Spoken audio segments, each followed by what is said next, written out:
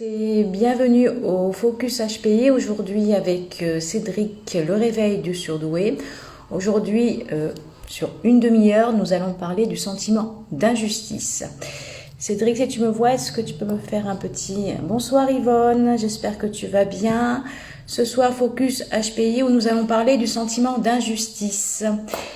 Alors, Cédric va arriver. Quelques secondes. Est-ce que vous m'entendez bien? Est-ce que vous me voyez bien?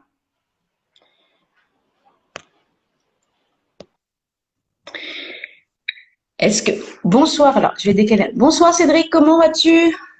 Ça va très bien. Bonsoir tout le monde. Bonsoir Anne-France. Je vais très bien, merci. Et toi? Je vais bien, merci. Est-ce que tu m'entends bien? Je vais augmenter peut-être le son. Tout est parfait de mon côté. D'accord. Alors, bonsoir à tous. Ce soir, Focus HPI avec Cédric. Ce soir, nous allons parler sur une demi-heure, du sentiment d'injustice. On va essayer, hein, parce que je dois partir à 20 heures. Voilà. Je veux pas être en retard. Alors, du coup, est-ce que tu veux te présenter? Fais une petite présentation. Ok, pour les personnes qui ne me connaissent pas encore, effectivement, je m'appelle Cédric Sokolowski. Je suis psychanalyste spécialisé dans les fonctionnements au potentiel, autisme Asperger, TSA, 10 et les copains qui suivent. Je suis psychothérapeute quantique et énergéticien psychanalyste. Je suis formateur. Je suis aussi en consultation en permanence et à distance. Voilà, c'est une des particularités, c'est que je ne travaille uniquement que à distance et je fais mes soins et mes analyses à distance uniquement et uniquement par téléphone. Voilà. Merci pour la présentation. Alors moi, je m'appelle Anne-France, je suis psychologue, je travaille à Nice dans les Alpes-Maritimes, je suis aussi coach, formatrice et auteure de livres de développement personnel et je reçois à mon cabinet thérapie individuelle de couple et familiale, différentes populations, dont aussi les hauts potentiels intellectuels. Alors par rapport à ce... T'as vu un peu synthétique? J'ai Oui. juste oublié de dire que moi aussi j'écris un livre. Ah oui, alors bah, tu veux en parler un petit peu juste le thème, est-ce que c'est en lien avec le haut potentiel ou c'est tout Oui, autre oui, chose? oui, complètement. Le livre se nomme, Super. comme la structure de ma page, sur 40 chapitres, Comment reconnaître un surdoué. Voilà, Ah c'est bah tout l'aspect génial. technique de compréhension qui permet, avec un regard nouveau, le mien, de Ouais. venir un peu en plus de la compréhension. Et ce livre parle du fonctionnement endémique euh, Bon. au potentiel. Voilà. Ouais. Bon bah j'imagine que tu nous tiendras au courant sur ta page, sur les réseaux sociaux de. Oui, mais ça prend du temps. Bien, j'imagine bien. En tout cas, c'est une bonne nouvelle. Alors du coup, par rapport à ce sentiment d'injustice, est-ce que tu veux commencer par rapport aux mots Alors, clés? je voulais juste déjà dans un premier temps Ouais. parler de cette dénomination de sentiment d'injustice que moi Ouais. j'utilise absolument jamais. J'utilise Ouais. jamais le mot injustice parce qu'il me semble pas tout à fait juste et il me semble pas qu'on soit dans la compétence, nous, dans nos expertises et qui que ce soit, de pouvoir parler d'injustice. Mais je parle moi uniquement de d'injustesse. L'injustesse. Hmm. Je parle pas d'injustice. Euh, Tout simplement parce que le mot n'appartient pas au commun des mortels et qu'il est utilisable uniquement par des gens compétents. Je parle de d'injustesse, de non-justesse et donc de non-équilibre. C'est ça, en fait. La particularité du fonctionnement de la personne au potentiel, c'est qu'elle est régie, et je l'ai déjà dit ça, par les lois d'équilibre entre l'intérieur et l'extérieur. Et donc, automatiquement, si donc, automatiquement, moi je vais parler de notion d'équilibre. Oui, on a 5 mots-clés chacun qu'on va aborder. Alors, ça va être un petit peu compliqué de disséquer, évidemment, c'est tout un cheminement. Mais la notion dans le fonctionnement potentiel, d'horizontalité et de mise, de transversalité, d'horizontalité et pas de verticalité. C'est aussi Hmm. pour ça que je parle d'équilibre et de justesse en permanence. C'est-à-dire qu'il va ancrer à l'extérieur de lui où il va absorber exactement ce qu'il est. Donc, en fait, quand on parle de sentiment d'injustice, et je vais l'employer parce que c'est le mot générique quand même si moi, à l'intérieur, je l'utilise pas, je vais surtout identifier le sentiment d'injustice chez une personne qui a vécu l'injustice, du coup, par sa loi d'équilibre, justement. Et le sentiment d'injustice, tout le monde ne l'a pas chez le potentiel, hein. C'est très commun parce que beaucoup de gens ont vécu cette injustice, donc du coup, ils l'absorbent. Et là, on parle d'hypersensibilité, d'empathie, voire de compassion. Je vais cramer Mhm. tous les mots-clés là en une phrase. Et donc, du coup, et j'en parlerai un petit peu après, sur deux choses sur lesquelles je voudrais revenir après t'avoir laissé la parole, bien sûr, c'est de parler de la différence qu'il y a entre l'empathie, la compassion et le syndrome du sauveur, lié à l'hypersensibilité. Ouais, d'accord. Ok. Voilà ce que je peux dire pour le moment et vas-y, c'est à toi d'enchaîner si tu veux Ouais. bien. Alors moi, spontanément, en fait, j'ai noté des mots en lien avec ce sentiment d'injustice. Donc, comme tu dis, toi, d'injustice, que je connaissais pas. Tu vois, comme quoi on en apprend tous les jours. Hein, c'est bien, c'est chouette. C'est pour ça les directs aussi. Moi, je le mets en lien avec de ce que j'ai ressenti dans les hauts potentiels que je suis, beaucoup de colère par rapport à ce sentiment d'injustice, effectivement. Enfin, en tout cas, des personnes que j'ai reçues. La plupart ont eu justement ce sentiment d'injustice dans leur passé. Et après, néanmoins, au présent, tout ce qui est problématique en lien avec la société, avec le monde, tout ce qui se passe, ils prennent en fait les hauts potentiels, ils prennent tout sur leurs épaules en fait. C'est comme si, c'est pas qu'ils étaient responsables de tout, mais c'est comme s'ils avaient en charge de devoir sauver le monde en fait. Et donc ils ressentent Exactement. forcément, ouais, ils ressentent forcément beaucoup de colère, beaucoup de frustration, et ils veulent essayer de trouver des solutions, mais ils peuvent trouver des solutions qu'à leur niveau, par rapport à ce qu'ils peuvent faire. Donc ils sont pas satisfaits de ce qu'ils peuvent faire. Donc ça engendre beaucoup de frustration et de souffrance. Voilà ce que je Oui, voulais transmettre par rapport à ça. Et c'est vrai que c'est problématique du coup pour eux parce qu'il faut travailler sur cette souffrance et les amener à accepter justement qu'ils peuvent essayer justement d'être sauveurs à leur niveau par rapport à ce qu'ils peuvent faire, mais ils peuvent pas sauver le monde. oui, alors c'est cette problématique justement d'équilibre qui est justement altérée par cette notion de déséquilibre dans le sentiment d'injustice, dans une situation extérieure à soi qu'on peut voir, hein, ou qu'on absorbe soi-même, c'est réapporter, et ça c'est un mot qui est enfin, une vocation, un rôle, c'est d'apporter de la justesse. Mm. Et de réapporter de l'équilibre. Donc effectivement, la colère, on n'y vient peut-être pas suffisamment assez sur la définition de la colère et pourquoi une colère intervient, pourquoi il y a une réaction de colère. C'est tout simplement parce que la colère, c'est cette émotion qui nous dit que les valeurs ont été altérées, les valeurs intrinsèques et fondamentales, donc sur le Mm. feu. Donc évidemment, cette notion d'équilibre est évidemment altérée à ce moment-là. Et donc du coup, par le fait d'absorber, et la parle d'hypersensibilité, hein, le fait d'absorber son environnement et être en capacité de ressentir les Ouais. émotions des autres. Je vois que de plus en plus sur les réseaux, on parle d'hypersensibilité dans sa justesse, donc vraiment ce que c'est. Donc c'est plutôt bien. Et l'hypersensibilité, c'est pouvoir être en compréhension de son environnement, dans ce qui est invisible, les humeurs. C'est un vrai don hein, quand même, hein, qui est souvent mal utilisé et qui Ouais. va souvent trop loin. Et c'est pour ça que je voulais justement parler de la différence qu'il y a entre l'empathie et la compassion. L'empathie, c'est le fait de pouvoir ressentir l'humeur des autres et dans les baskets des autres Mm. avec objectivité. Et ça fait partie de nos métiers normalement que d'utiliser Mm. notre empathie et pas notre compassion. La compassion, c'est le fait d'aller trop loin, le fait d'absorber l'humeur de l'autre, d'être dans ses baskets et en même temps vivre ses problèmes et ainsi les résoudre. Ouais. Oui, Et c'est bien de c'est faire la différence. problématique parce que justement le sentiment d'injustice, il intervient quand justement on vient faire sien les problèmes des autres. Ouais. Donc il y a Et ça, cette ah oui, compassion. oui. Ah oui, Mm. mais là, justement, c'est un grand problème parce que du coup, justement, les personnes qui sont hypersensibles, au potentiel hypersensible, tout le monde ne le sont pas totalement, hein, Ouais. bien évidemment. C'est un curseur, hein, tout le monde n'est pas Mm. pareil.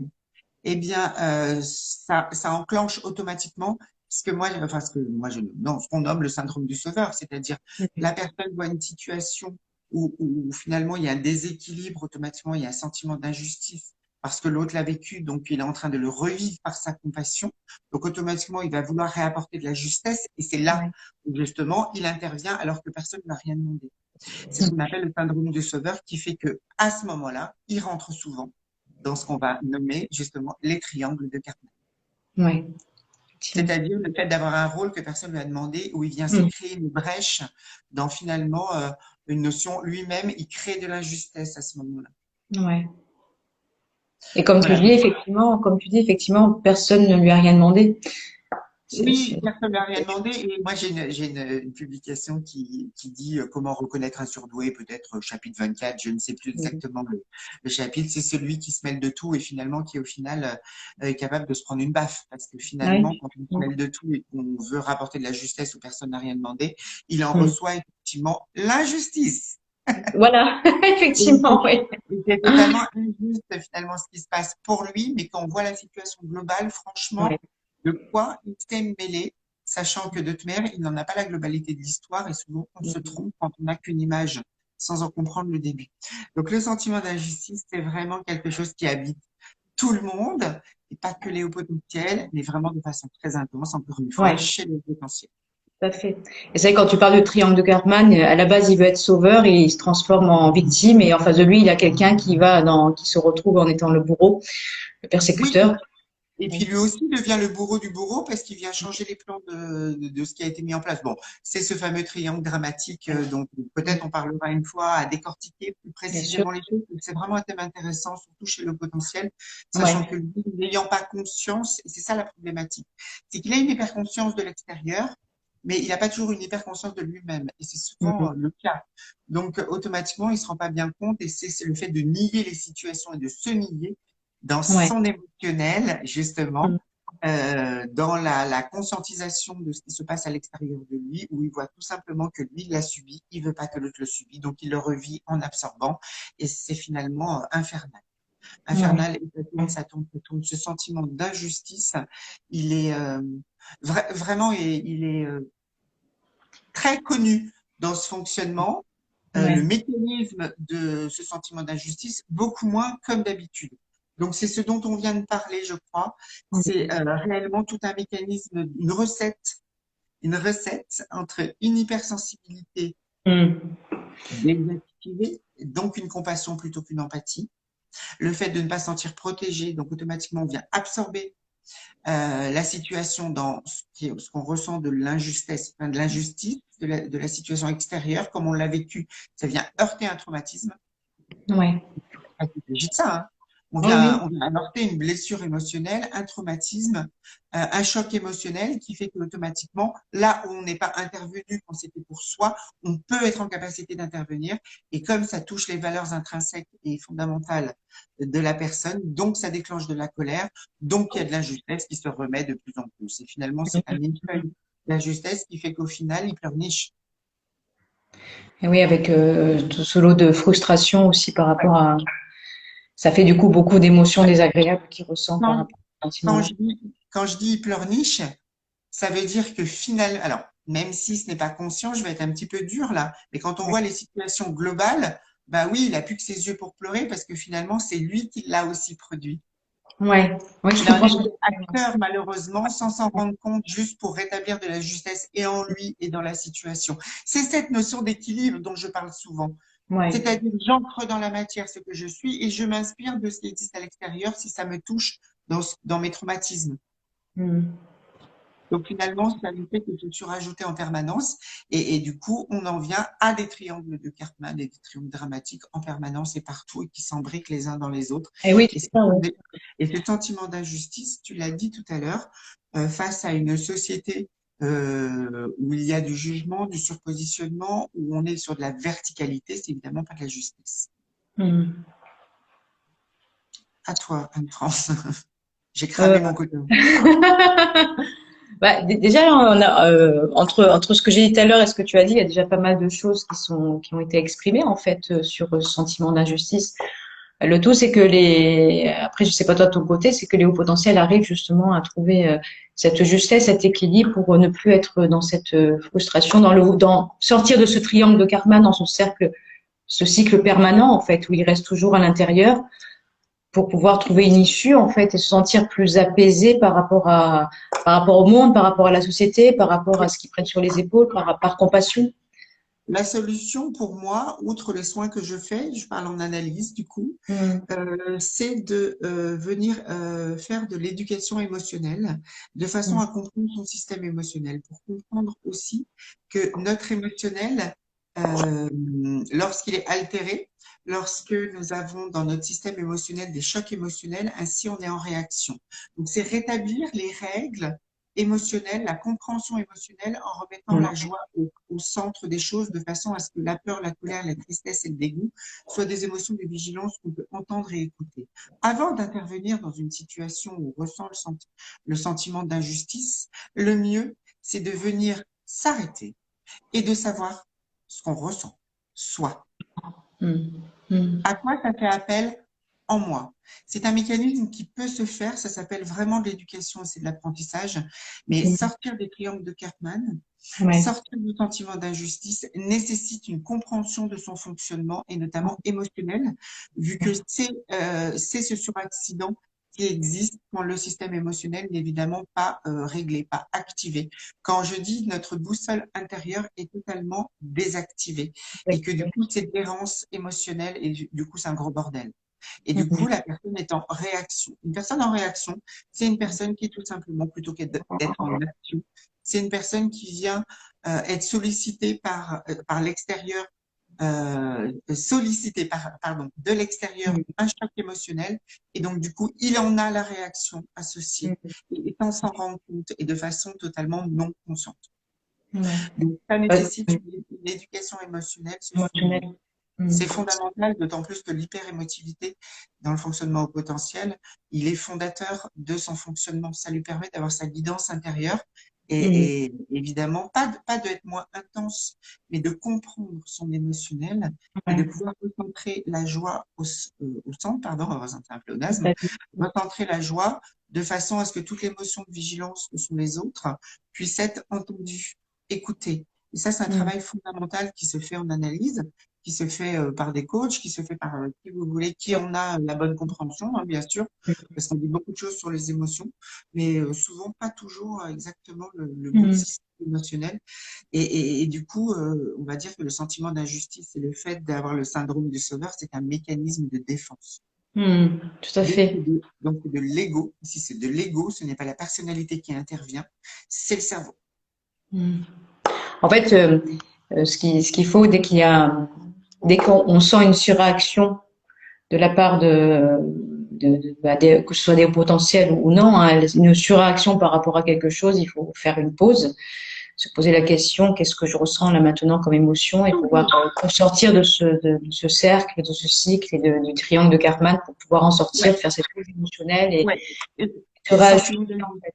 Le sentiment d'injustice, il peut être vécu pour vraiment un tout petit détail, hein. Ça peut être intensément vécu juste parce que ça a été vécu dans l'enfance, et souvent dans l'enfance, hein, bien évidemment, on sait bien que c'est vécu. Mais il est fondamental dans l'apprentissage de sa propre personnalité et se comprendre, de venir comprendre son système émotionnel.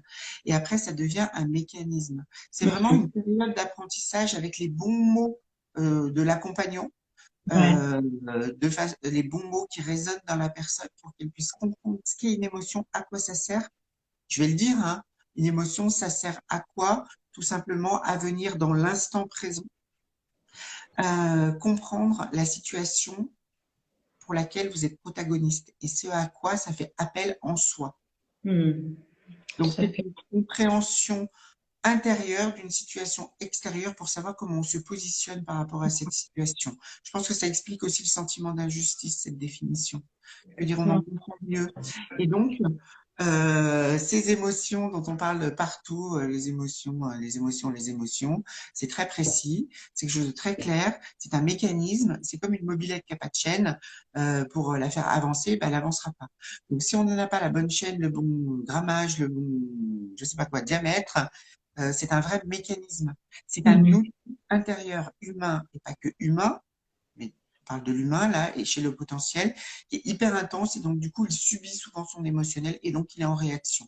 Ça se règle très bien, au moins dans la compréhension de son système émotionnel. C'est ce que moi je nomme l'éducation émotionnelle, qui, quand je faisais de la psychanalyse pure, était un module que je faisais de façon à ce que les personnes puissent comprendre qu'est-ce qu'une émotion, quelle émotion intervient à quel moment.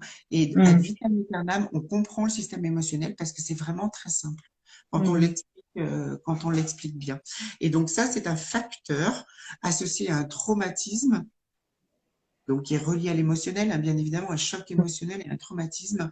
Et le sentiment d'injustice intervient d'une part quand soi-même on a vécu de l'injustice de dont la on n'a pas pu se défaire et Mhm. résoudre la problématique.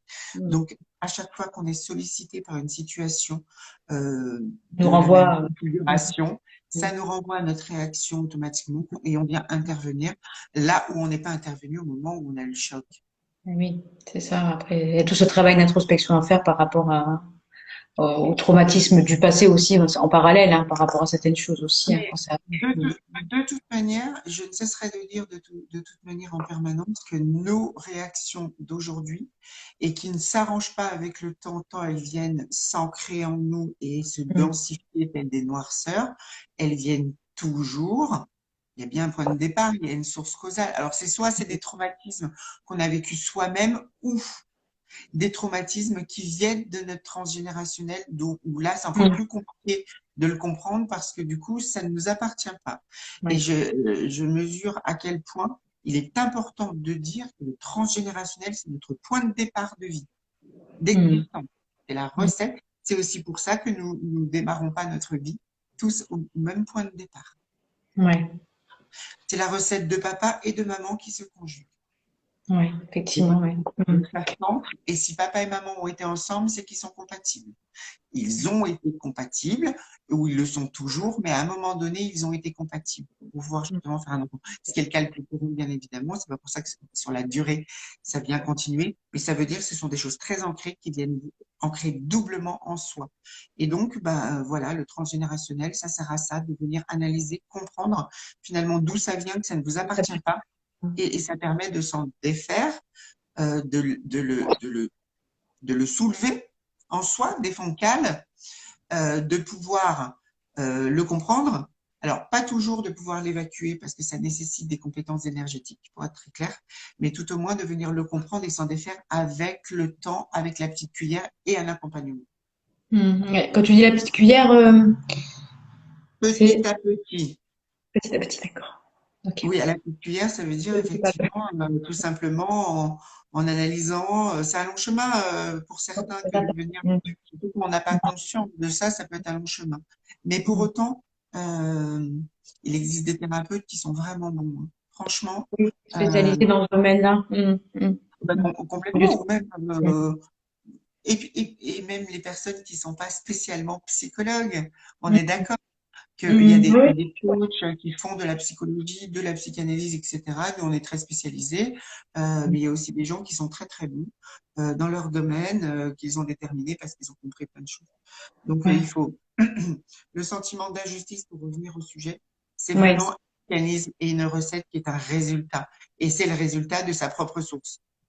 tout à fait. Du coup, par rapport, pardon, par rapport au direct de ce soir, je suis en train de me dire, comme tu as parlé du triangle de Karpman, effectivement, pourquoi pas faire la prochaine fois, justement,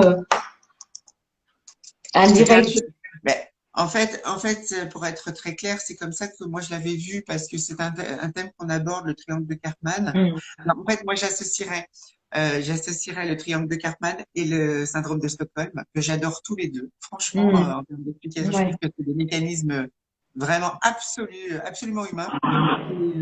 Et, c'est fascinant. Alors, on parle de relationnel, hein, bien évidemment, Ouais, bien sûr. Mhm. uniquement dans le relationnel. Mais effectivement, ça peut être un sujet qui est vraiment Peut-être, très fondateur aussi dans le fonctionnement au potentiel, mais ouais. aussi dans le relationnel, parce qu'on en parle beaucoup, comme pas toujours, toujours des bonnes façons. Donc, il s'agit d'en parler encore une fois d'une façon plus simple des Ouais. choses pour comprendre les sources. Alors, les sources, ben, on en a parlé aujourd'hui, on en Mhm. reparlera bien évidemment, mais de venir décortiquer ces mécanismes-là qui permettent de comprendre finalement et de rétroéclairer chez les personnes des situations. C'est notre objectif, je pense, c'est de vous aider à éclairer des situations dont vous n'aviez peut-être pas conscience, dont vous n'aviez pas les mots, les explications pour le dire ou pour l'expliquer ou pour le comprendre, ce qui nous permet de venir conscientiser des choses et de contribuer à enlever un petit peu la petite cuillère, les traumas. Tout à fait. Écoute, je sais que c'était un peu court ce soir, une demi-heure, mais en une demi-heure, on a pu dire pas mal de choses. On On a a testé réussi. des trucs, hein. Ouais, ouais, ouais. On a Donc, à voir réussi. et à revoir, hein, parce que je pense qu'effectivement, Ouais. tout peut ne pas être compréhensible. Moi, j'ai fait des phrases qui sont un peu longues pour caser le maximum de choses, mais en tout cas, Ouais. il semblerait que moi, j'ai rempli mon contrat des 30 minutes. Voilà, je te félicite, je nous félicite. Et puis, n'hésitez pas à nous envoyer des messages privés, hein, s'il y a des phrases, des éléments que vous avez eu du mal peut-être à comprendre ce soir ou vous voulez un peu plus d'informations. N'hésitez On pas. se revoit très bientôt pour un prochain Focus HPI sur d'autres thématiques dont nous avons parlé ce soir. Et puis, je vous souhaite une bonne soirée. Je te souhaite une bonne soirée à toi aussi, Cédric. Je vais devoir Merci beaucoup. partir.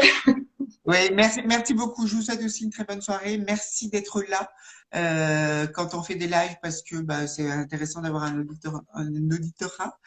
Et puis on se retrouve bientôt du coup pour parler du triangle de Karpman. Nous déciderons bientôt. Peut-être qu'on n'attendra pas un mois et demi, mais ça va intervenir. Je vous souhaite une bonne soirée. Je vous embrasse bien fort. Prenez bien soin de vous. Ça veut dire quoi prendre soin de soi? Je termine vite fait parce que j'utilise des mots mais les gens ne savent pas toujours. Prendre soin de soi, ça veut dire répondre à vos besoins, s'il vous plaît. Tant que vous puissiez les déterminer. Je vous embrasse, à bientôt. Au revoir, Anne-France. Au revoir, bonne soirée. Prends soin de toi aussi. Merci. Au revoir.